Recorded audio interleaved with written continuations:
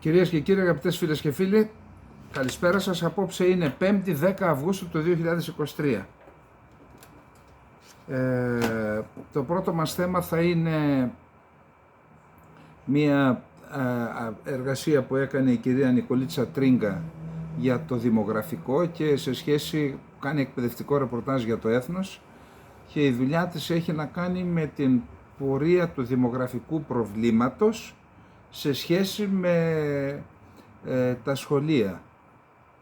Και δυστυχώς η κατάσταση δεν είναι καλή. Πριν πάμε όμως σε αυτό το θέμα, θέλω να πω το εξής.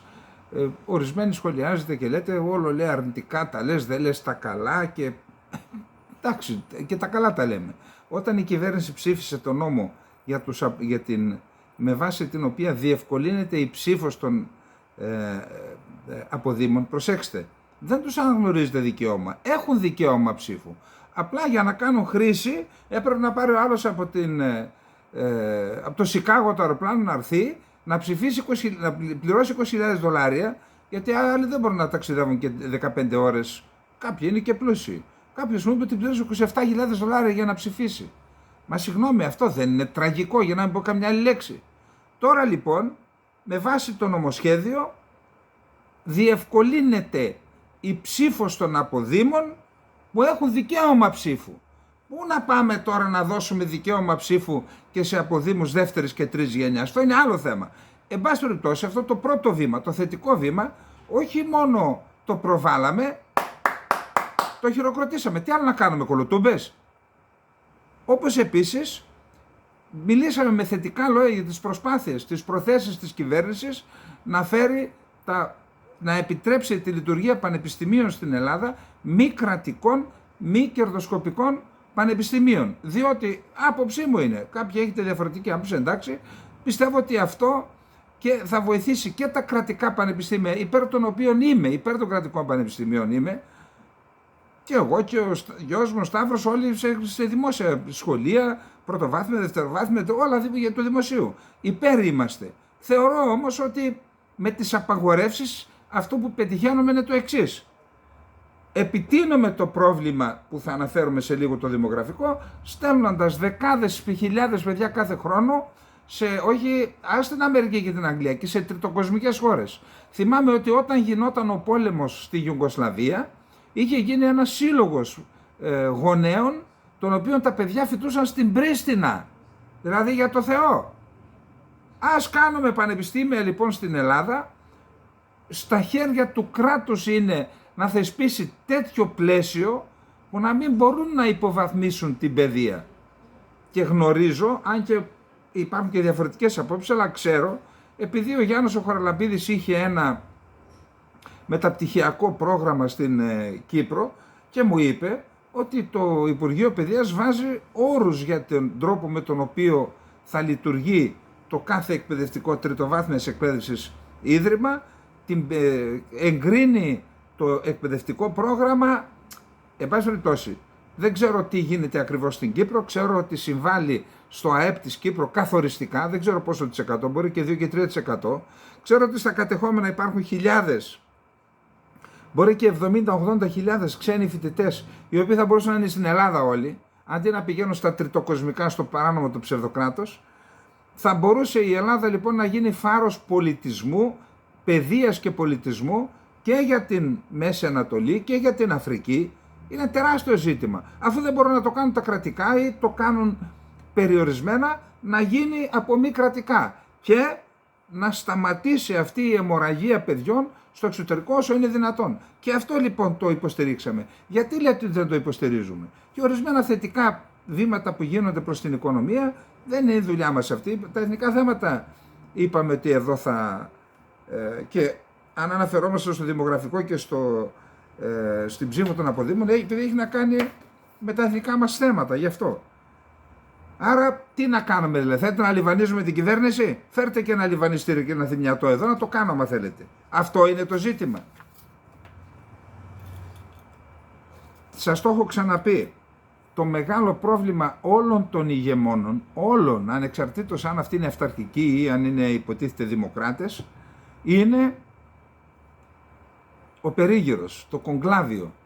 Τον αποκλείουν από την πραγματικότητα, του λένε μόνο αυτά που θέλει να ακούσει, δεν του λένε τα δυσάριστα και κάποια στιγμή βλέπεις μπροστά σου, όπως ο Τιτανικός, το παγόβουνο και δεν μπορείς να κάνεις ούτε δεξιά, ούτε αριστερά, ούτε πίσω. Πέφτεις πάνω και βυθίζεσαι. Καλό είναι λοιπόν αυτοί που κυβερνάνε να πληρώνουν δημοσιογράφους, όχι για να τους λένε αυτά που θέλουν να ακούσουν, για να τους κάνουν κριτική. Αυτό είναι το σωστό για ένα σύστημα εξουσίας και όχι αυτό που γίνεται τώρα που παρακολουθώ και διαβάζω και λένε χωρίς να βγάζουν από το κάδρο των ευθυνών τον Πρωθυπουργό. Λέει ο Μητσοτάκης, λέει να το διορθώσει και αυτό, να το διορθώσει. Μα είναι μέρος του προβλήματος και ο Μητσοτάκης. Όταν κάνεις μια κυβέρνηση με 65 υπουργούς και 100 τόσους γενικούς γραμματείς και όλοι αυτοί υπάγονται σε ένα υδροκέφαλο σύστημα που έχει γίνει στο Μαξίμου, αυτή θα είναι η κατάληξη. Αυτό το πράγμα δεν συντονίζεται. Δηλαδή δεν υπάρχει ένας άνθρωπος να το πει. Εδώ έπρεπε να υπάρχει ένα ευέλικτο Υπουργικό Συμβούλιο, 12 υπουργοί. Πάρτος, δώσ' τους καθορισμένες αρμοδιότητες, 2 συντονιστικές Υπουργικά Συμβούλια το μήνα, για να μην πω κάθε εβδομάδα, και να τους χορεύει στο ταψί συνέχεια. Και όποιος στην αρμοδιότητα του Υπουργείου έχει κάτι, κόβε κεφάλαια.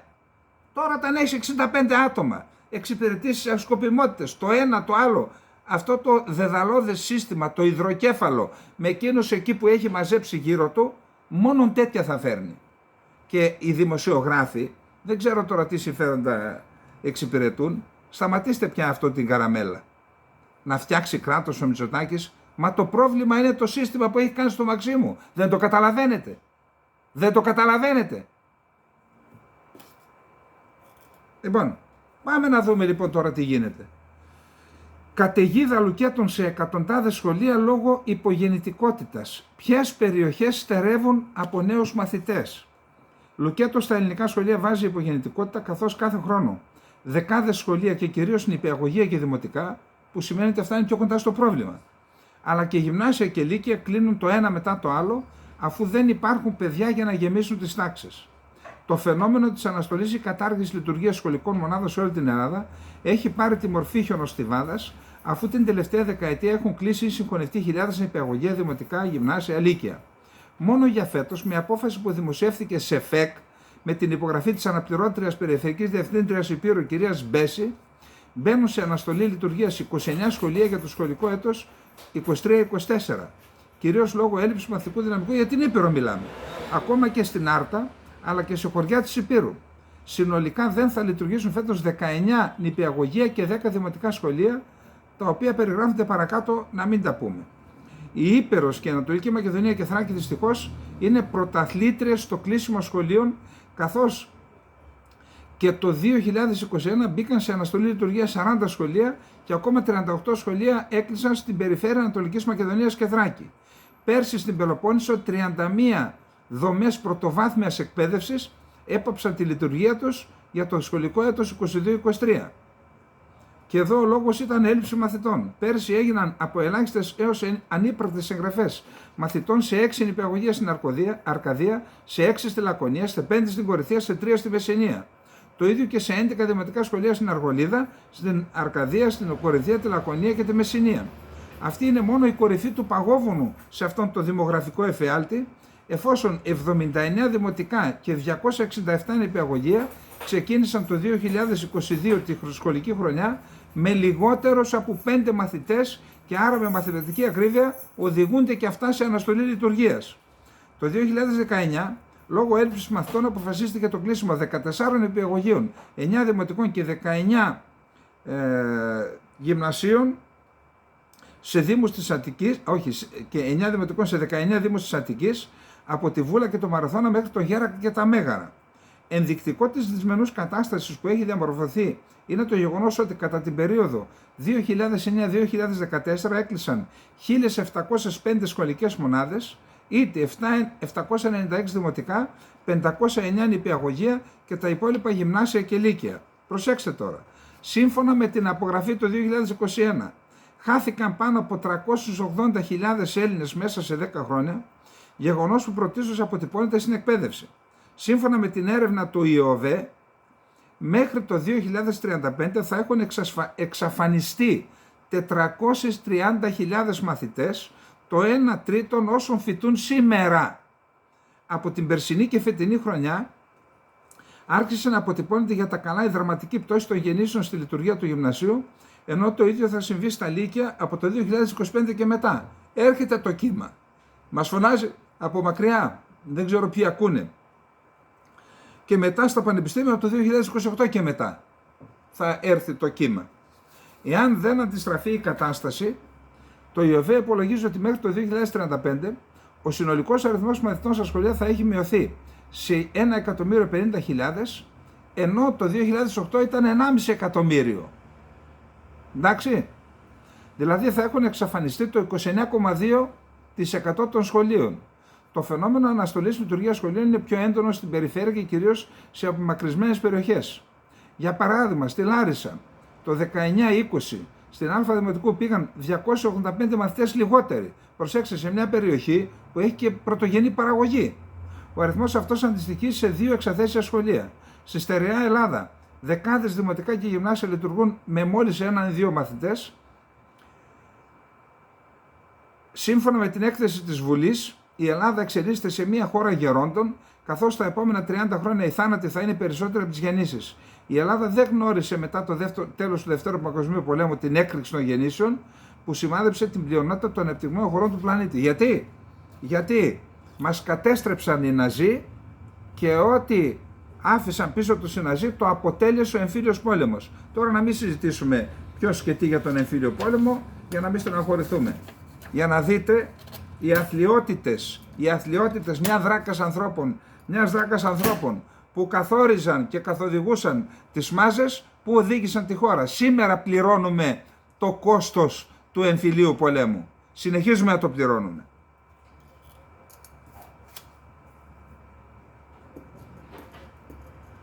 Λοιπόν, πάμε.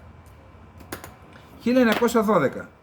Είπαμε ότι για πρώτη φορά, δεν ξέρω να σας πω την αλήθεια, εδώ θέλει και μια ειδική μελέτη, πάντως από αυτά που διαβάζω, οι Βαλκανικοί πόλεμοι έγιναν όταν ενώθηκαν κατά τις επιταγές ή αν θέλετε κατά την διαθήκη που μας άφησε ο Ρήγας Φεραίος, οι λαοί της Βαλκανικής.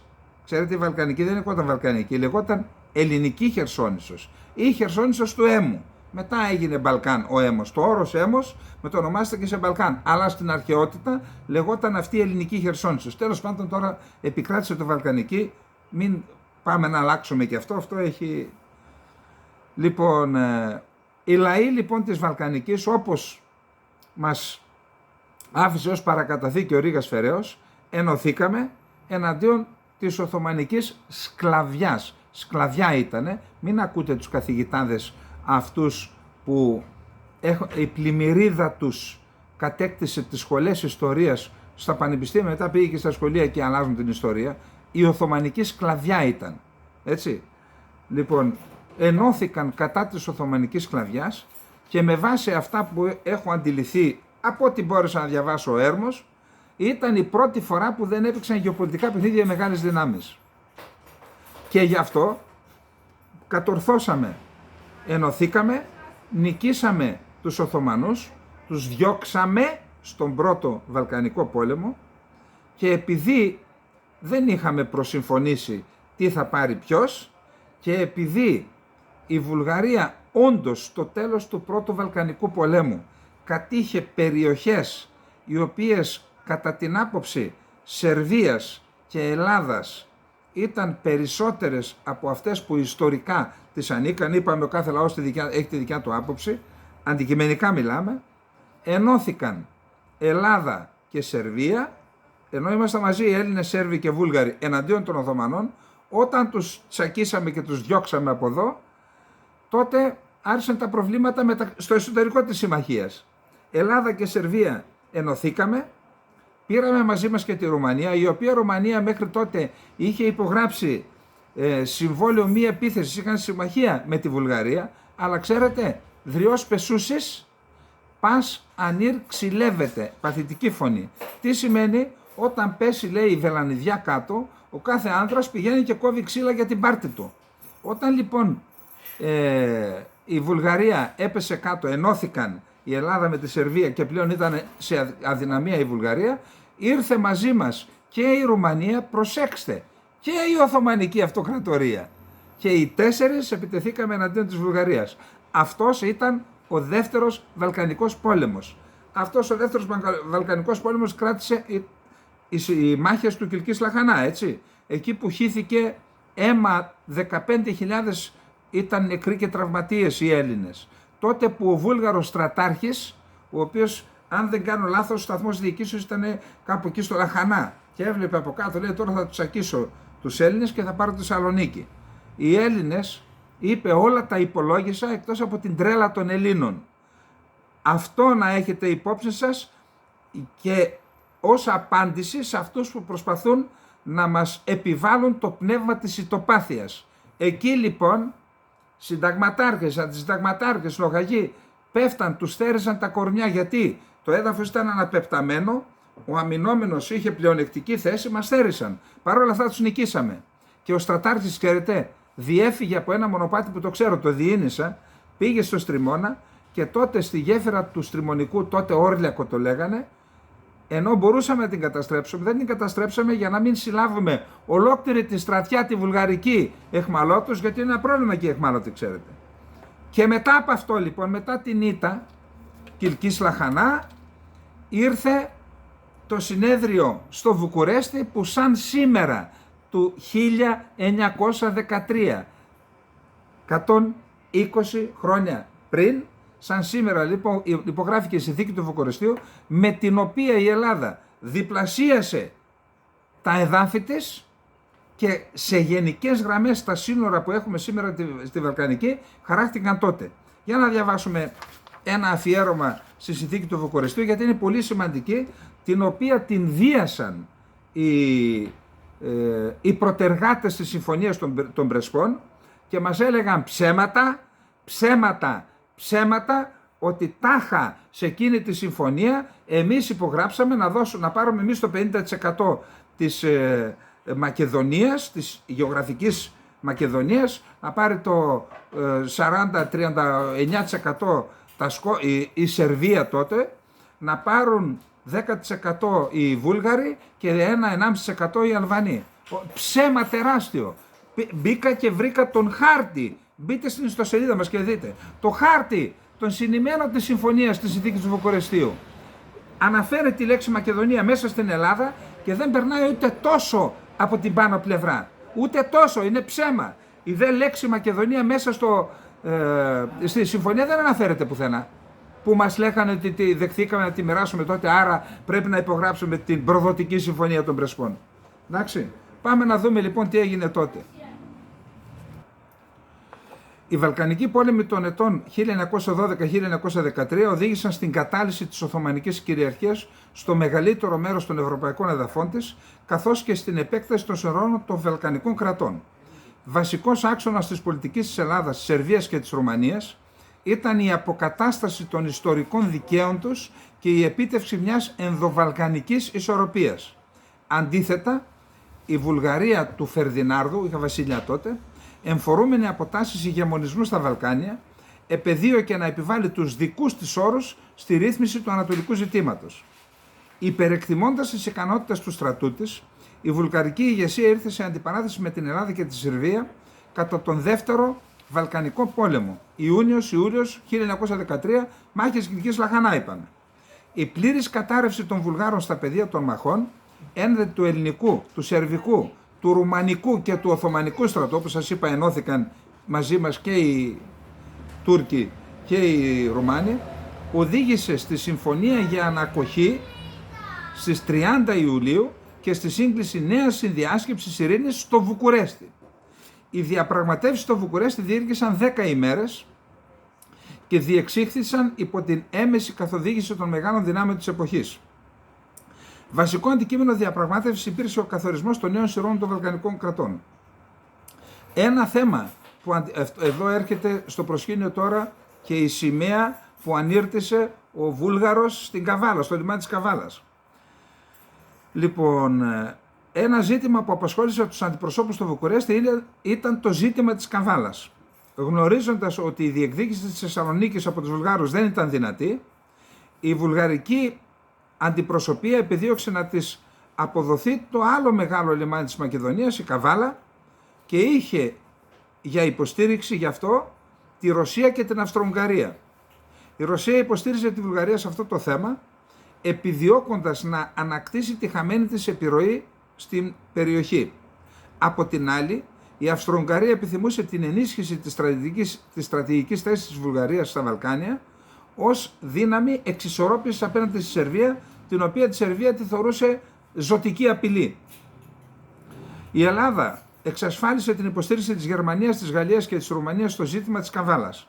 Η γερμανική ηγεσία θεωρούσε τη Βουλγαρία επιρρεπή στη ρωσική επιρροή και επιδίωκε τη συγκρότηση μιας αντισλαβικής ελληνορουμανοτουρκικής συμμαχίας στα Βαλκάνια.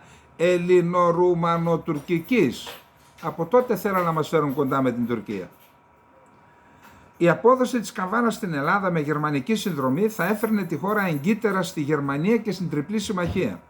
Η Γαλλία επεδίωκε την ενίσχυση της επιρροής της στην Ελλάδα, ενώ η Ρουμανία υποστήριξε τις ελληνικές θέσεις έπειτα από προφορικές διαβεβαιώσεις του Βενιζέλου ότι θα αναγνωρίσει μορφωτικά δικαιώματα στους κουτσοβλάχους της Ελλάδας, αυτούς δηλαδή που θεωρούσαν ότι είναι Ρουμάνοι. Η Καβάλα τελικά πέρασε στην κυριαρχία της Ελλάδας. Τελικό κείμενο της Συνθήκης Ειρήνης υπογράφηκε από τους πληροξουσίους της Ελλάδας, της Σερβίας, του Μαυροβουνίου, της Ρουμανίας και της Βουλγαρίας στις 10 Αυγούστου 1913, 110 χρόνια πίσω. Η Ελλάδα διπλασίασε τα εδάφη της, από 63.000 τετραγωνικά χιλιόμετρα πήγε 120.000 τετραγωνικά χιλιόμετρα και ο πληθυσμός από 2.600 4.700.000 κάτοικοι. Παρά το γεγονός ότι δεν διέθετε σημαντική ενδοχώρα στις καινούργιες χώρες, η γεωπολιτική σημασία αυτών των χωρών ήταν τεράστια. Τα μακεδονικά παράλια, η Χαλκιδική, τα νησιά του βορειοανατολικού Αιγαίου. Τα ελληνοβουλγαρικά σύνορα ορίστηκαν. Το όρος Κερκίνη, είπαμε, η γραμμή στις οροσειρές αποτελεί συνήθως όριο μεταξύ κρατών, και ο ποταμός Νέστος. Η Δυτική Θράκη δόθηκε στη Βουλγαρία και την ξαναπήραμε όταν η Βουλγαρία βρέθηκε στη λάθος πλευρά της ιστορίας μετά από 2 χρόνια στον Πρώτο Παγκόσμιο Πόλεμο, ήταν στους ηττημένους και με τη συνθήκη του Νεηγή και στη συνέχεια με τη συνθήκη των Σευρών πήραμε την Δυτική Θράκη, αν θυμάμαι καλά, τώρα δεν τα θυμάμαι. Το Σεπτέμβριο του 1913 η Βουλγαρία και η Οθωμανική Αυτοκρατορία υπέγραψαν τη συνθήκη ειρήνης της Κωνσταντινούπολης, η οποία προέβλεπε την επιστροφή της Ανατολικής Θράκης στην Οθωμανική κυριαρχία με εξαίρεση της πόλης Βίλεγκραντ, Ιβαήλοβγκραντ και Μάλκο Τύρνοβο. Υπόψη είναι ότι μέχρι τότε η Βουλγαρία είχε πάρει και την Αδριανούπολη και τις 40 εκκλησιές και το Λουλεμπουργκάζ. Είχε πάρει την Ανατολική Θράκη. Το 1912-13, για πρώτη φορά από την ίδρυση του ελληνικού κράτους, η Ελλάδα επεξέτεινε τα προσβορρά σύνορά της διεξάγοντας πόλεμο. Στο Βουκουρέστι δεν ικανοποιήθηκαν όλες οι διεκδικήσεις της ελληνικής πλευράς. Η Βόρεια Ήπειρος και η Δυτική Θράκη πέρασαν στην κυριαρχία της νεοσυσταθήσας Αλβανίας και της Βουλγαρίας, παρά το γεγονός ότι οι ελληνικές ενόπλες δυνάμεις είχαν απελευθερώσει αυτές τις περιοχές. Τότε καλά και για τη Βόρεια Ήπειρο το μεγάλο θύμα του ελληνισμού είναι η Βόρεια Ήπειρος και του κράτους μας. Και επίσης και τα νησιά του Βορείου Αιγαίου. Να πούμε ότι τότε υπάρχει ένα περιστατικό. Όταν έφευγε ο Βενιζέλος για να πάει στο Βουκουρέστι, πήγε σιδηροδρομικός. Πήγε λοιπόν πέρασε από το μοναστήρι, που από εκεί περνούσε η γραμμή, και στο μοναστήρι τον περίμενε, λέει, 30-40 κόσμο. Τον επεφημούσαν να πάει να απελευθερώσει τον ελληνισμό ή τέλος πάντων να κατοχυρώσει όλες αυτές τις απελευθερωμένες περιοχές ότι ανήκουν στο ελληνικό κράτος. Στην επιστροφή, λέει, από το Σανά στο Σταύρωσον αυτόν, επειδή δεν είχε συμπεριληφθεί το μοναστήρι, το ελληνικό μοναστήρι, τώρα ανήκει στα Σκόπια, δεν είχε συμπεριληφθεί στην επικράτεια της Ελλάδας, όχι μόνο δεν ήταν κανένας να τον υποδεχθεί, αλλά έφαγε και το ανάθεμα περνώντας. Λοιπόν, αυτά νομίζω ότι η ιστορία πρέπει να μας διδάσκει. Αυτά για την συνθήκη του Βουκουρεστίου, και πάμε πολύ γρήγορα στα θέματα τα άλλα, τα γεωπολιτικά, να δούμε τι συμβαίνει στην περιοχή μας. Λοιπόν, ο Ζελένσκι ευχαριστεί τον Όλαφ Σόλτς γιατί δέχθηκε να του στείλει 2 συστοιχίες επιπλέον Patriot. Και έτσι λέει θα κάνουμε ισχυρότερη την άμυνα, την αεράμυνα της Ουκρανίας για να αντιμετωπίσουμε τη ρωσική τρομοκρατία, όπως ονομάζει τις πυραυλικές και αεροπορικές επιθέσεις της Ρωσίας εναντίον της χώρας του. Καλά νέα από τη Γερμανία. Ακριβώς αυτό που συμφωνήσαμε με τον Όλαφ Σόλτς. Έρχονται και άλλα συστήματα Patriot. Σε ευχαριστώ πολύ, Όλαφ. Είναι απαραίτητα για την υπεράσπιση του λαού μας έναντι της ρωσικής τρομοκρατίας, είπε ο Ζελένσκι χθες βράδυ σε νυχτερινό διάγγελμά του. Λοιπόν, η εξέλιξη ασφαλώς θα μας φέρει πιο κοντά στη δημιουργία αντιαεροπορικής ασπίδας. Θα σώσει χιλιάδες κόσμο, πόλεις και χωριά, είπε ο Ουκρανός πρόεδρος. Ο Ουκρανικός στρατός εντωμεταξύ υποστηρίζει ότι αυτά τα συστήματα έχουν καταρρύψει ακόμα και υπερηχητικούς πυράβλους, επανειλημμένα, λένε οι Ουκρανοί.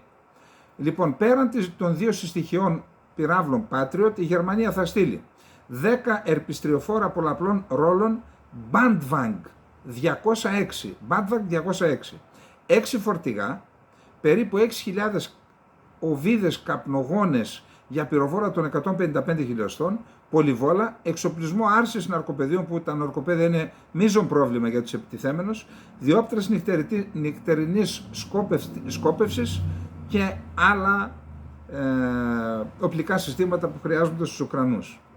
Στο μεταξύ, ο επικεφαλής των τοπικών αρχών της Ουκρανικής περιφέρειας Ρίβνε, ο Βιτάλη Κόβαλ, ανέφερε τις πρώτες πρωινές ώρες προς επίθεση της Ρωσίας με μη επανδρομένα αεροσκάφη είχε αποτέλεσμα να καταστραφεί η εγκατάσταση αποθήκευσης καυσίμων χωρίς να υπάρξουν απώλειες. Τώρα, προβλέπεται να γίνουν εκλογές στις περιοχές που έχει προσαρτήσει, της Ουκρανίας που έχει προσαρτήσει η Ρωσική Ομοσπονδία στα εδάφη της. Σχεδιάζονται, λέει, ρωσική πηγή αναφέρει, σχεδιάζονται επιλογές για προσπάθειες διάρρηξης σαμποτέρ, για επιθέσεις με μη επανδρομένα αεροσκάφη και ενίσχυση της επίθεσης των ενόπλων δυνάμεων της Ουκρανίας προς ορισμένες κατευθύνσεις αυτών των περιοχών. Για την υλοποίηση των σχεδίων, οι Ουκρανικές δυνάμεις θα αρχίσουν να μετακινούν εξοπλισμό τις επόμενες μέρες και έχουν ζητήσει πρόσθετη βοήθεια από τους Δυτικούς. Ο κύριος στόχος όλης αυτής της επιχείρησης είναι να μην μπορέσουν να διεξαχθούν ομαλά οι εκλογές στις νέες χώρες της Ρωσικής Ομοσπονδίας, και αυτό δεν είναι μόνο σχέδιο της Ουκρανίας, είναι και της Ευρωπαϊκής Ένωσης και των Ηνωμένων Πολιτειών. Θα δώσουν πρόσθετα κίνητρα για να μην αναγνωριστούν οι περιοχές ως μέρος της Ρωσίας και έτσι δεν θα δοθεί μια επίφαση νομιμότητας στις εκλογές που θα γίνουν στη Λαϊκή Δημοκρατία του Ντονέτσκ, του Λουγκάνσκ και στις περιοχές Χερσόνας και Ζαπορίζια. Η πηγή διευκρίνησε χωριστά ότι έχουν προγραμματιστεί πιο εντατικές επιθέσεις με ντρόν στην πόλη τις μέρες των δημαρχιακών εκλογών της Μόσχας και δεν αποκλείεται η δολιοφθορά και στις δύο πρωτεύουσες. Οι πλέον συχνότερες προσπάθειες χτυπήματος με χρήση ΟΑΒ, μη επανδρομένων αεροσκαφών, υποστηρίζονται από χώρες του ΝΑΤΟ. Ως αποτέλεσμα τέτοιων επιθέσεων, οι Ουκρανικές υπηρεσίες πληροφοριών αναζητούν τις τρύπες στην αεροπορική άμυνα της Ρωσίας, ιδιαίτερα γύρω από τη Μόσχα. Λοιπόν, όσον αφορά το μέτωπο, είπαμε στην περιοχή του Κουπιάνσκ, το Κουπιάνσκ είναι μια κρίσιμη πόλη. Αν οι Ρώσοι την καταλάβουν, θεωρούν ότι στη συνέχεια ο επόμενος στόχος θα είναι το Χάρκοβο. Γιατί έχει πολύ μεγάλη σημασία το Χάρκοβο για τους Ρώσους? Για δύο λόγους. Ο πρώτος είναι, σε περίπτωση που καταλάβουν το Χάρκοβο, θα είναι σε ασφάλεια η περιφέρεια του Μπελγκορόντ, η οποία περιφέρεια του Μπελγκορόντ από ουκρανικές στρατιωτικές δυνάμεις που σταθμεύουν στο Χάρκοβο δέχεται είτε εισβολές δολιοφθορέων είτε πυρά πυροβολικού την χτυπάνε. Άρα εάν οι Ρώσοι σχεδιάζουν, αν καταλάβουν το Χάρκοβο, θα ασφαλίσουν στην ουσία τον Μπελγκορόντ. Ο δεύτερος λόγος είναι η καρδιά της βιομηχανικής παραγωγής της Ουκρανίας. Εάν καταλάβουν αυτό, καταλαμβάνουν και αρκετές σημαντικές βιομηχανικές εγκαταστάσεις της Ουκρανίας, στις οποίες είχαν επενδύσει πολλά οι Σοβιετικοί. Επίσης υπάρχουν εξελίξεις και στις περιοχές του Μπαχμούτ και της Αυδίιβκα. Εκεί και οι ουκρανικές πηγές λένε ότι δέχονται πίεση, αντιεπιθέσεις δηλαδή από τους Ρώσους, ενώ στη Ζαπορίζια είπαμε ότι η περιοχή του Ραμπότινο, δείτε στο χάρτη, μπορείτε να δείτε, έχουμε χάρτη και στο επιχειρησιακό χάρτη και στην ιστοσελίδα μας στο Ινφογνώμων. Εκεί είναι κατά την άποψή μου η κύρια προσπάθεια όλου του πολέμου, όλες τις αντεπίθεσεις έχουν προκαλέσει μία ρήξη στην πρώτη γραμμή άμυνας των Ρώσων. Απέχουν πολύ φυσικά από το να πετύχουν πλήρη διάρρηξη της αμυντικής οργάνωσης των Ρώσων για να περάσουν στην επόμενη φάση της αντεπίθεσης, που είναι ο έλεγχος είτε του Μπερντιάνσκ είτε η έξοδος στην Αζωφική θάλασσα. Αυτή είναι η επόμενη φάση, και η τελευταία φάση είναι η κατάληψη της Κριμαίας και η κατάληψη της Μαριούπολης. Αυτό είναι το σχέδιο το επιτελικό των Ουκρανών. Ο δημοσιογράφος Ορσίνη έγραψε μία ανάλυση στην ιστοσελίδα Φάτο Κουοτιντιάνο και λέει: η Ουκρανία θα χάσει το Χάρκοβο και την Οδυσσό επειδή το ΝΑΤΟ ακολουθεί επέκταση προς Ανατολάς. Και λέει: η επιθυμία του ΝΑΤΟ για επέκταση προς την Ανατολή θα οδηγήσει στο γεγονός ότι η Ουκρανία θα χάσει το Χάρκοβο, το Σούμι, το Νικολάεφ και την Οδυσσό, έγραψε ο αρθρογράφος Ολεσάνδρο Ορσίνη στο Φάτο Κουοτιντιάνο. Όσο μεγαλύτερο γίνεται το ΝΑΤΟ, τόσο μικρότερη θα είναι η Ουκρανία, εξήγησε. Σύμφωνα με τον δημοσιογράφο, η ισορροπία δυνάμεων στην περιοχή έχει πλέον διαταραχτεί, έχει αναταχθεί. Αυτό συνέβη λόγω της ένταξης της Φινλανδίας στο ΝΑΤΟ και της αναμενόμενης ένταξης και της Σουηδίας και των στρατιωτικών προμηθειών που έχουν κάνει οι χώρες του ΝΑΤΟ στις ένοπλες δυνάμεις της Ουκρανίας. Ως αποτέλεσμα, η Ρωσία θεώρησε ότι πρέπει, για να αντιμετωπίσει αυτές τις εξελίξεις, να επεκτείνει τη ζώνη του πολέμου, εκεί που γίνονται δηλαδή τώρα οι μάχες, για να διασφαλίσει την ασφάλειά της, σημείωσε ο Ορσίνη. Είναι η άποψη ενός αρτογράφου, δεν σημαίνει αυτό και τίποτα, εντάξει. Πάμε τώρα στο θέμα, να δούμε τι λέει η ρωσική πλευρά για τις εξελίξεις. Λοιπόν,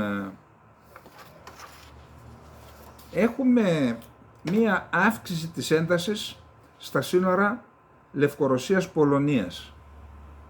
Και αυτή η αύξηση της έντασης δεν έχει να κάνει μόνο με την παρουσία της Βάγνερ εκεί. Κατά την εκτίμησή μου έχει να κάνει με την επόμενη μέρα στην Ουκρανία και ότι η Ρωσία προετοιμάζεται με τη Βάγνερ και με τη Λευκορωσία να ασκήσει πίεση στην Πολωνία για να μην μπορέσει η Πολωνία να μην προβεί στην προσάρτηση των εδαφών, των ιστορικών πολωνικών εδαφών, όπως λέει η Βαρσοβία, τα οποία αποσπάστηκαν από την Πολωνία από τους Σοβιετικούς και δόθηκαν στην Ουκρανία το 1945, και μιλάμε την περιοχή του Λβόβ εκεί. Κατά την άποψή μου θα πρέπει να αποκλείεται ή να θεωρείται εντελώς παράλογο οι δυνάμεις της Βάγνερ να εισβάλλουν, χρησιμοποιώντας το έδαφος της Λευκορωσίας, να εισβάλλουν στην Πολωνία.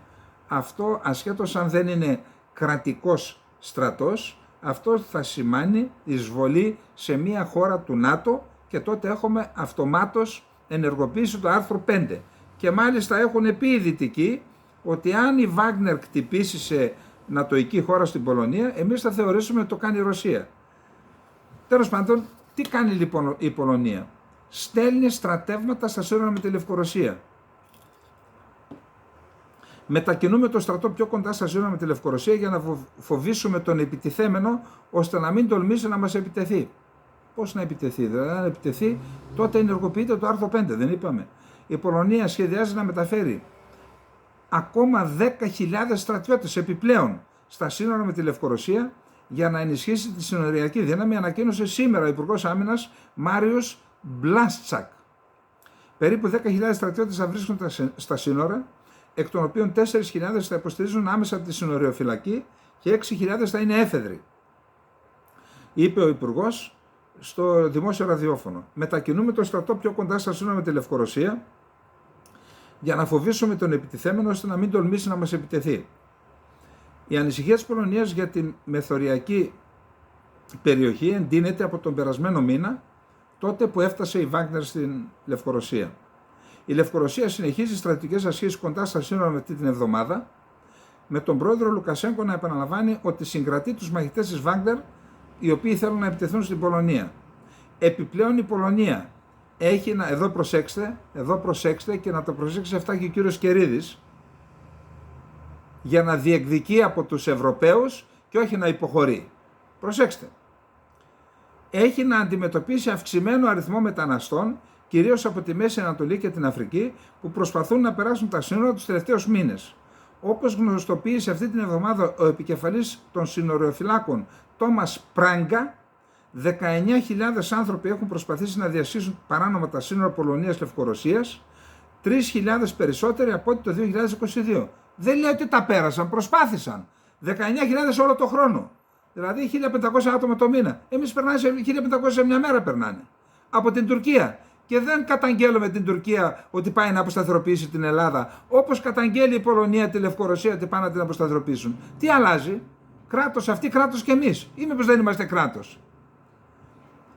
Όπως είχε δηλώσει χθες το κρατικό πρακτορείο ειδήσεων ο Πολωνός αναπληρωτής υπουργός εσωτερικών, η Βαρσοβία στέλνει 2.000 επιπλέον στρατιώτες στα σύνορα με την Λευκορωσία να αντιμετωπίσουν και το ζήτημα της λαθρέας εισόδου αλλοδαπών στο έδαφος μιας άλλης χώρας. Το Ρωσικό Υπουργείο Εξωτερικών ανέφερε τους όρους που θέτει η Ρωσία για να αρχίσει να λειτουργεί ξανά η συμφωνία για τα σιτηρά. Η θέση μας παραμένει η ίδια, δηλαδή πρώτα η επίλυση συστημικών προβλημάτων. Α. Επανασύνθεση της Αγροτικής Τράπεζας στο SWIFT. Β. Συνέχιση της προμήθειας ανταλλακτικών. Γ. Θέσπιση διοικητικής μέριμνας και ασφάλισης μεταφορών. Δ. Αποκατάσταση της πρόσβασης των ρωσικών εταιρεών σε ξένα περιουσιακά στοιχεία. Σε περιουσιακά στοιχεία τα οποία εννοεί τα σιτηρά 200.000 τόνοι που είναι σε διάφορα λιμάνια της Ευρώπης. Το ζήτημα της λειτουργίας του αγωγού αμμονίας στο Λιάτι Οδυσσού. Το Λιάτι είναι μια πόλη που είναι πάνω από τον Μπελγκορότ. Περνάει μέσα από το Χάρκοβο, διατρέχει όλη την Ανατολική Ουκρανία, φτάνει στην Οδυσσό και από εκεί φόρτωναν ρωσική αμμονία για τις διεθνείς αγορές. Ήτανε τις προηγούμενες φορές, ήταν στους όρους που βάζει η Ρωσία, τώρα δεν υπάρχει στους όρους. Μόνο μετά από αυτό εξετάζεται η πιθανότητα αναβίωσης της πρωτοβουλίας του Ευξήνου Πόντου και μόνο, τονίζω, σύμφωνα με τους διακηρυγμένους ανθρωπιστικούς στόχους, δήλωσε ο Μιχαήλ Γκαλούζιν, αναπληρωτής υπουργός εξωτερικών της Ρωσικής Ομοσπονδίας, σε συνέντευξη στο πρακτορείο ΤΑΣ. Λοιπόν, τι σημαίνει αυτό? Σας θυμίζω τι είπε Μπλίνκεν προχθές. Θα επανέλθει, λέει, εκτιμώ ότι θα επανέλθει η Ρωσία στη συμφωνία. Σημαίνει, και πριν το δηλώσει ο Μπλίνκεν, τα είχαμε πει εδώ, ότι είναι σε επαφή διπλωμάτες της αμερικανικής και της ρωσικής πλευράς γι' αυτό. Μάλλον τα έχουν βρει, λένε και ευχαριστώ και στον Ερντογάν. Για να δούμε.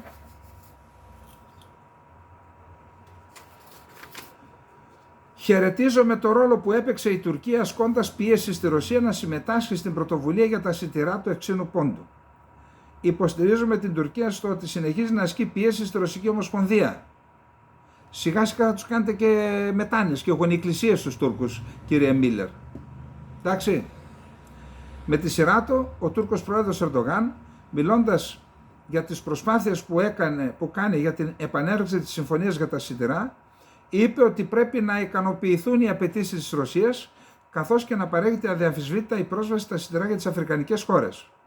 Ωστόσο, σύμφωνα με τον Ερντογάν, οι εκπρόσωποι των δυτικών δυνάμεων αρνήθηκαν επανειλημμένα να εκπληρώσουν τις υποσχέσεις τους για αυτή τη συμφωνία, γεγονός που οδήγησε σε τέτοιες τραγικές αποφάσεις για την αναστολή της.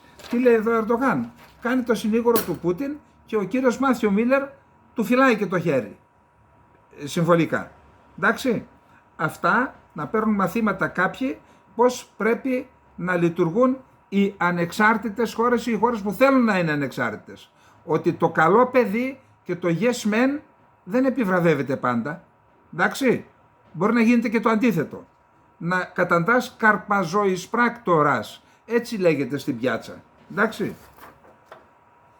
Ο πρόεδρος των Εμιράτων, Μοχαμέντ Μπιν Ζαέτ Αλ Ναγιάν, δήλωσε ότι θα ήθελε να οργανώσει μια συνάντηση μεταξύ Πούτιν και Ζελένσκι στη διάσκεψη του ΟΗΕ που θα γίνει για το κλίμα, η οποία θα πραγματοποιηθεί Νοέμβρη-Δεκέμβρη στο Ντουμπάι.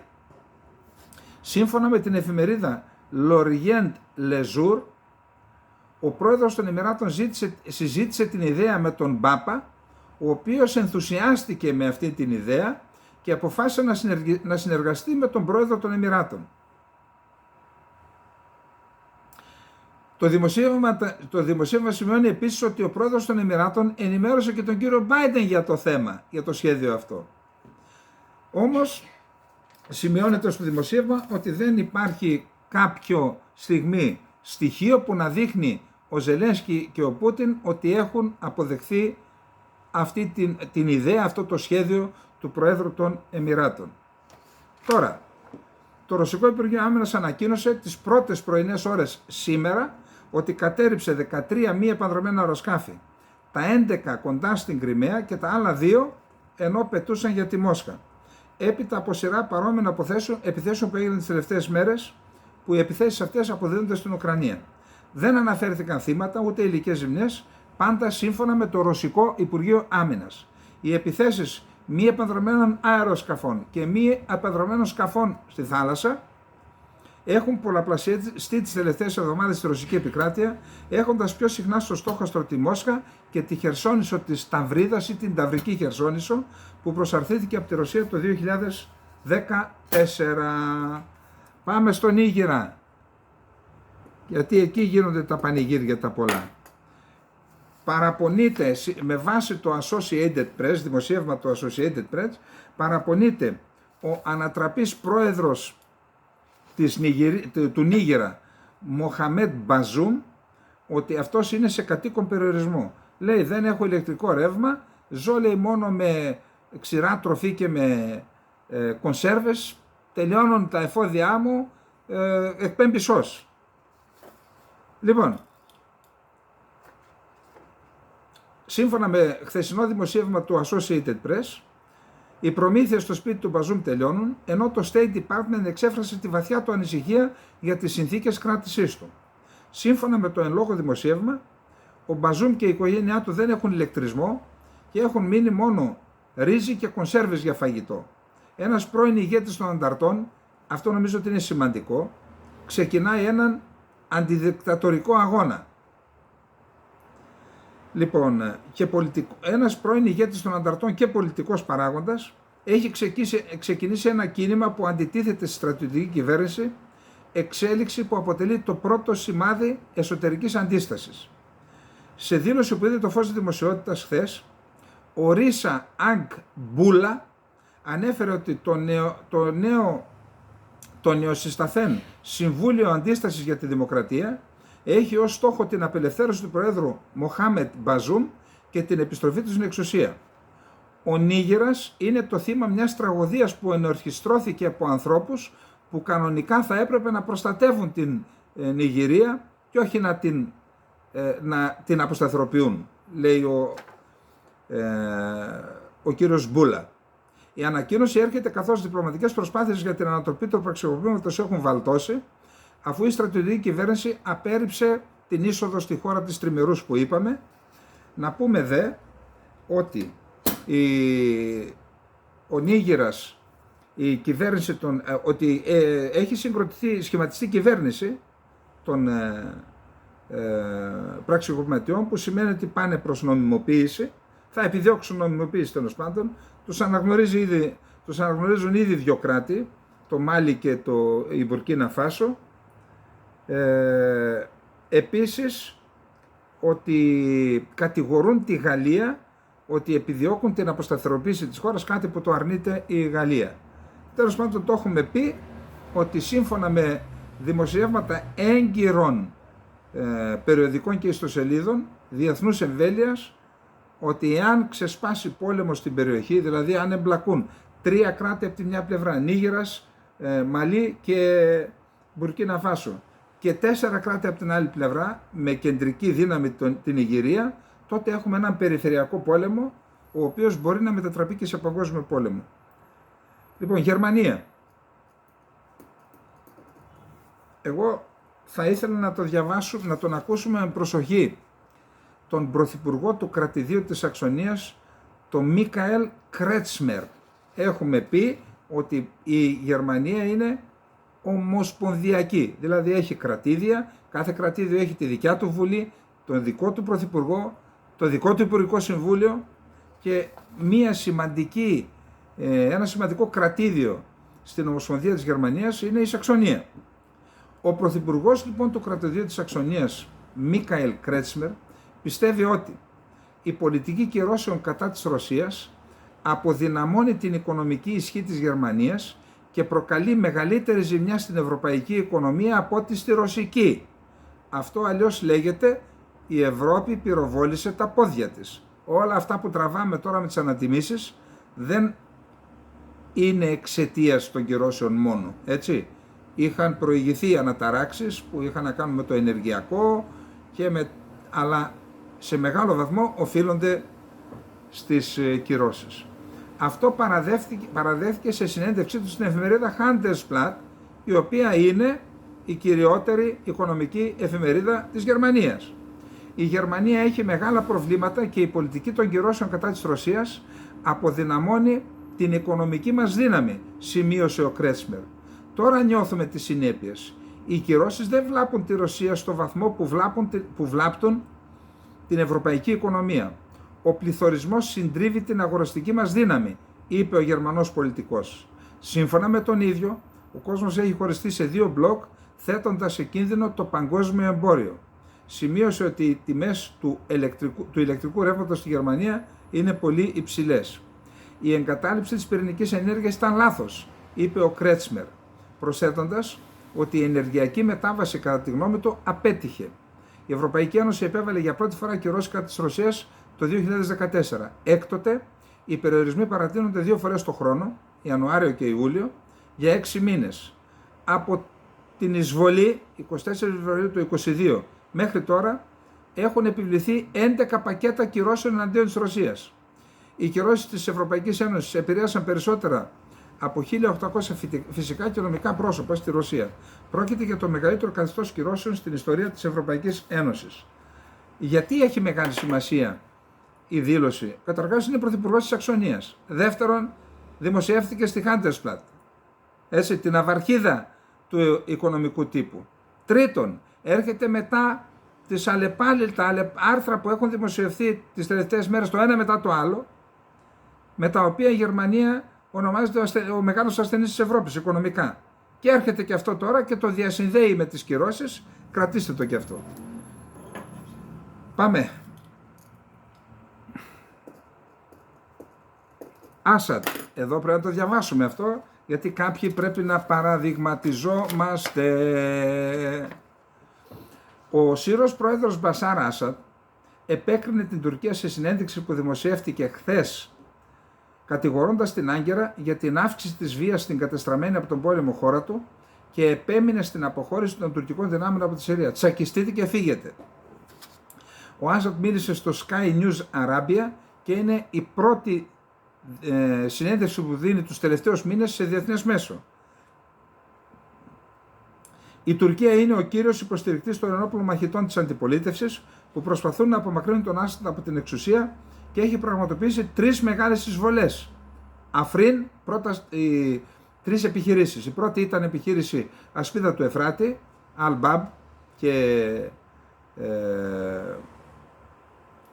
η δεύτερη ήταν στο Αφρίν, κλάδος Ελέας, και η τρίτη ήταν Γκύρια Σπίσερεκάνιε, πηγή ειρήνης. 3 μεγάλες επιχειρήσεις και έχει κάνει και μία τέταρτη άτυπη στο Ιντλίμπ. Λέει λοιπόν, οι τουρκικές δυνάμεις ελέγχουν τμήματα της Βόρειας Συρίας μέσω των εν λόγω μαχητών, των τρομοκρατών δηλαδή, αλλά και τζιχαντιστών από διάφορες φατρίες και χώρες που υποστηρίζουν κατά καιρούς, μεταξύ των οποίων και η διαβόητη Χαγιάτ Ταχρήρ Αλ Σαμ. Ξέρετε ποια είναι αυτή? ο κλάδος της Αλ-Κάιδα στην Συρία, την οποία υποστηρίζει με όπλα, πυρομαχικά και τα λοιπά η Τουρκία. Κανονικά. Και δεν μιλάει κανένας. Πάνε στο ΝΑΤΟ, αγκαλιάζονται με έναν άνθρωπο ο οποίος στηρίζει την Ισλαμική τρομοκρατία. Δεν μιλάει κανένας, μόνο ο Άσαντ μιλάει. Οι δικοί μας για να μην χαλάσουν το κλίμα. Προσέξτε όμως, μην φάει το κλίμα, μην το φάει ο γάιδαρος. Προσέξτε. Ο Άσαντ, ο οποίος υποστηρίζεται από τη Ρωσία και το Ιράν, κατάφερε να μείνει, όπως είπαμε, στην εξουσία. Η τρομοκρατία στη Συρία γίνεται από την Τουρκία, είπε ο Άσαντ στη συνέντευξή του. Εντάξει, να περιμένουμε πολλά χρόνια να ακούσουμε έναν Έλληνα ηγέτη πρωθυπουργό να κατηγορεί την Τουρκία για υποστήριξη της Ισλαμικής τρομοκρατίας. Γιατί μας αφορά το θέμα. Όλοι αυτοί που μας στέλνουν εδώ στην Ελλάδα ξέρουμε τι είναι. Ξέρει κανείς τι είναι.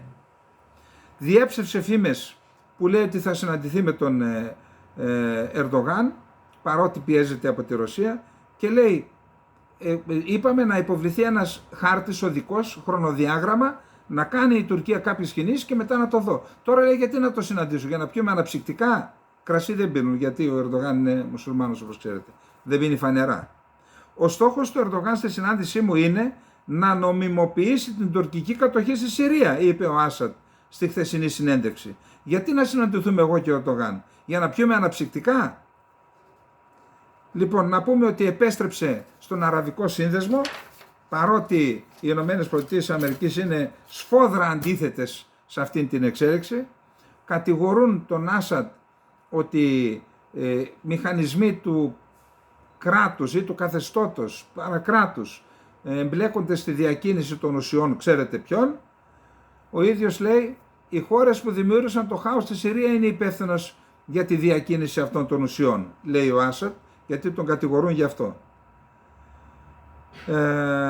Επίσης υπάρχει μια κατάσταση με ένας άτυπος διάλογος με τις ΗΠΑ που έχει στόχο κυρίως την απελευθέρωση ορισμένων Αμερικανών που είναι αγνοούμενοι στην Συρία εδώ και χρόνια. Λοιπόν, αυτά με τη Συρία. Τονίζουμε την υπερήφανη στάση αυτού του ανθρώπου, τον οποίο ακούστε εδώ και τώρα ακόμα διάφοροι μου γράφουν σχόλια, προσπαθούν να μας τον παρουσιάσουν σαν τέρας. Να σας πω κάτι. Μπροστά στον Ερντογάν ο Άσαντ είναι αρνί. Ο Ερντογάν είναι λύκος, γκρίζος, και ο Άσαντ είναι ένα αρνί. Και προσπαθούν να μας παρουσιάσουν το ανάποδο τώρα, επειδή άνοιξε το παράθυρο, έτσι. Ότι ο Ερντογάν έγινε παρθένα, αποβιαστής έγινε παρθένα, και ο Άσαντ που προστάτευσε τους χριστιανούς δεκαετίες τώρα και συνεχίζει να τους προστατεύει, ότι είναι λύκος. Ναι, είναι ένας αυταρχικός ηγέτης, το λέμε αυτό. Όμως μπροστά στις χώρες, στα καθεστώτα που υπάρχουν στην περιοχή, ίσως να είναι και ο καλύτερος. Για γεωπολιτικούς λόγους τον παρουσιάζουν σαν λύκο, ενώ επαναλαμβάνω σε σχέση με τους γύρω είναι αρνί. Πάμε.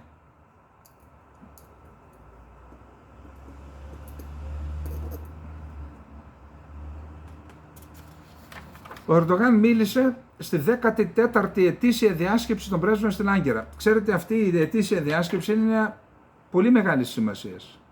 Τώρα εγώ δεν έχω και χρόνο, πιστεύω όμως ότι η ελληνική διπλωματία θα πρέπει να παρακολουθεί κάθε λέξη που λέγεται σε αυτή την ετήσια διάσκεψη. Τώρα να μην σας θυμίσω κάποια φορά που είχε πάει και ο Παπανδρέος στο Ερζουρούμ ήταν νομίζω. Ως υπουργός εσωτερικών νομίζω ή πρωθυπουργός, ως πρωθυπουργός μάλλον πήγε. Τέλος πάντων, στη λογική των μηδενικών προβλημάτων με τους γείτονες επανέρχεται ρητορικά τουλάχιστον ο Ερντογάν, ο οποίος από το βήμα της 14ης ετήσιας διάσκεψης πρέσβεων στην Άγκυρα μίλησε, προσέξτε εδώ τώρα, έγινε περιστερά ο Ερντογάν από γεράκι, για ζώνη ειρήνης, σταθερότητας και ευημερίας που πρέπει να εδραιωθεί γύρω από τη χώρα. Δεν υπάρχει πρόβλημα που δεν μπορεί να λυθεί με κανέναν, ειδικά με τους γείτονές μας. Είμαστε έτοιμοι να βρεθούμε σε ένα κοινό σημείο, είπε ο Ερντογάν, χωρίς να αναφερθεί στην Ελλάδα ονομαστικά. Δεν θέλουμε φιλονικίες με κανέναν, δεν επιδιώκουμε να αυξήσουμε τις διενέξεις, προσπαθούμε να αυξήσουμε ακόμα περισσότερο τον αριθμό των φίλων μας.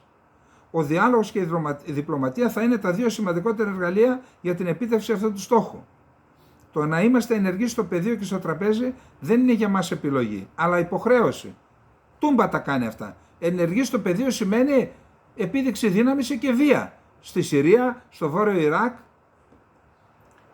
Όπως δεν επιδιώκουμε την ένταση, έτσι δεν ενδίδουμε σε πιέσεις υπομονετικά και έντιμα. Μας ενδιαφέρει η προστασία των συμφερόντων της Τουρκίας. Τούμπα τα έκανε όλα. Ο Ερντογάν επίσης κράτησε στην ομιλία του ίσες αποστάσεις μεταξύ Δύσης και Ρωσίας.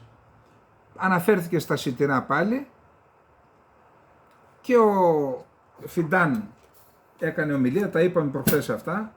Και ενώ συμβαίνουν αυτά, ενώ μας λέει όλα καλά και όλα ωραία, χθες ήσουν μάλλον παρέα, ο Υπουργός Ενέργειας τι μας είπε σήμερα?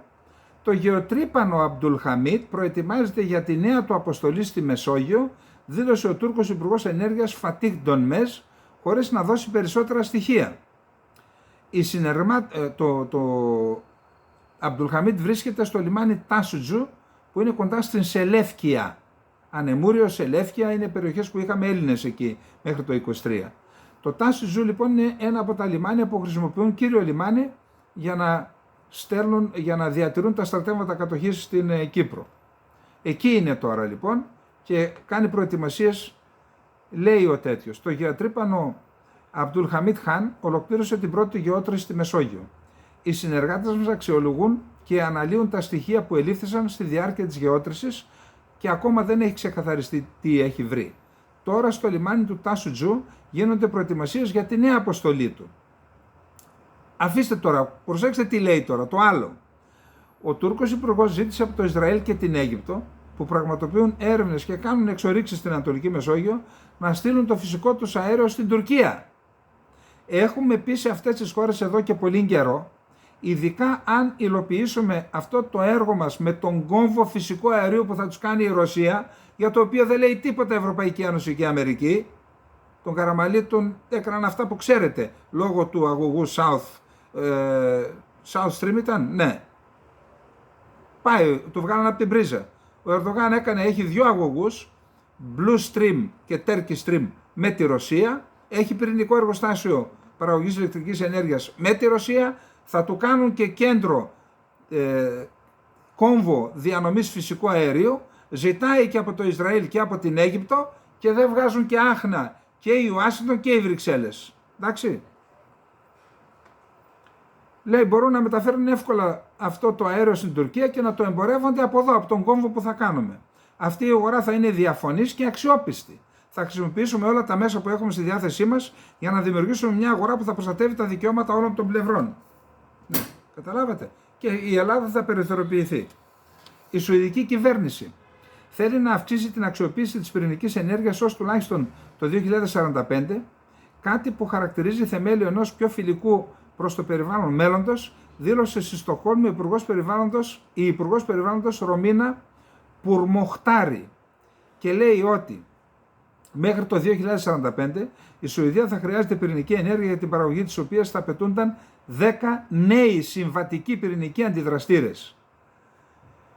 Σήμερα στη σκανδιναβική χώρα λειτουργούν 3 πυρηνικά εργοστάσια με συνολικά 6 αντιδραστήρες. Συνεισφέρουν περί το 30% του ενεργειακού μείγματος. Να σας πω κάτι. Παρατηρήστε τις αναπτυγμένες χώρες. Ή να το πάρουμε ανάποδα. Όσες χώρες διαθέτουν πυρηνικά εργοστάσια παραγωγής ηλεκτρικής ενέργειας, κατά βάση οι περισσότερες είναι ανεπτυγμένες. Και έχουν και καθαρό περιβάλλον. Στην Ελλάδα, εάν τολμήσει κανένας να πει, ξέρω είμαστε στη σεισμογενής περιοχή κτλ. Εντάξει, τα ξέρουμε αυτά. Αν τολμήσει κανείς να πει να κάνουμε πυρηνικό εργοστάσιο, πολιτικός, θα πέσουν πάνω να τον φάνε. Μείνετε λοιπόν εκεί τότε και πληρώνετε την ενέργεια, πληρώνουμε στα, να μην πω τώρα τι, μπιπ, έτσι. Την 7η ακριβότερη βενζίνη στον κόσμο πληρώνουν οι Έλληνες, σύμφωνα με το globalpetrolprices.com και την τελευταία καταγραφή τιμών ανά τον κόσμο στις 7 Αυγούστου.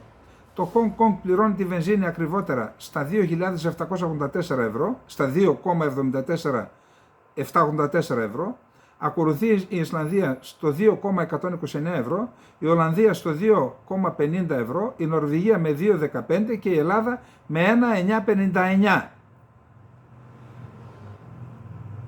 Λοιπόν, και εδώ, εάν βάλουμε και τους μισθούς, τότε καταλαβαίνετε Δηλαδή το Hong Kong έχει μισθό, μέσο μισθό 2.817 και πληρώνει περίπου σαν την Ελλάδα. Η Ελλάδα έχει 8.37 μέσο μισθό. Ξέρετε τι σημαίνει αυτό? Ότι είμαστε 3 φορές ακριβότεροι από το Hong Kong.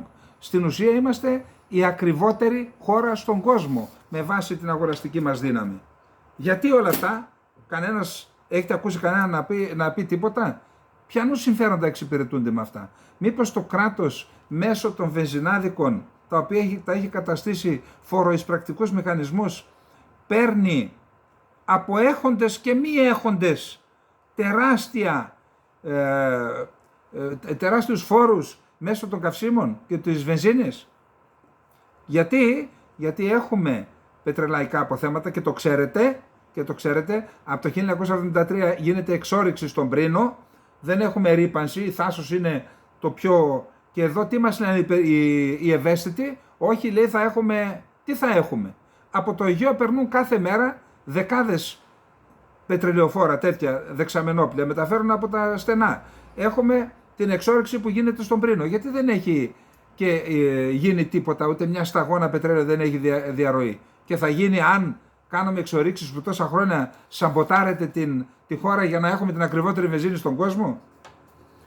Λοιπόν, επειδή δεν έχουμε χρόνο, υπάρχει ένα ωραίο δημοσίευμα, όλο σας υπόσχομαι και δεν, για τον αγωγό EastMed, που κάποιοι τον έκαψαν, και οι Αμερικανοί αλλά και κάποιοι ντόπιοι εδώ πέρα. Υπάρχει επίσης η στροφή της Ελλάδας στη Λιβύη, και αυτά θα τα δούμε αύριο. Απλά θέλω να τονίσω κλείνοντας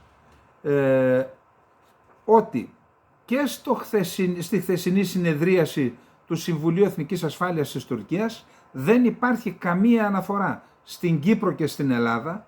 Να το ξαναπώ, δεν υπάρχει καμία αναφορά στην Κύπρο και στην Ελλάδα, που σημαίνει ότι από κάπου έχει πάρει γραμμή και τον συμφέρει προφανώς. Για πρώτη φορά τα τελευταία 30-40 χρόνια δεν αναφέρεται. Στην προηγούμενη και σε αυτή μόνο δεν αναφέρθηκε. Τι σημαίνει? Ότι κάτι έχει συμφωνηθεί, ένα πλαίσιο. Και του είπαν, κοίταξε, μην αναφέρεις τίποτα εκεί πέρα και ταράζεις στα νερά. Εντάξει. Και τι άλλο είπε, τι άλλο αναφέρθηκε στην ανακοίνωση, στην επίσημη ανακοίνωση του Συμβουλίου Ασφαλείας, μία αναφορά σε συνθήκη της Λοζάνης που έκανα μια ώρα να τη μεταφράσω, γιατί δεν μπορούσα να καταλάβω πού το πάνε. Προσέξτε.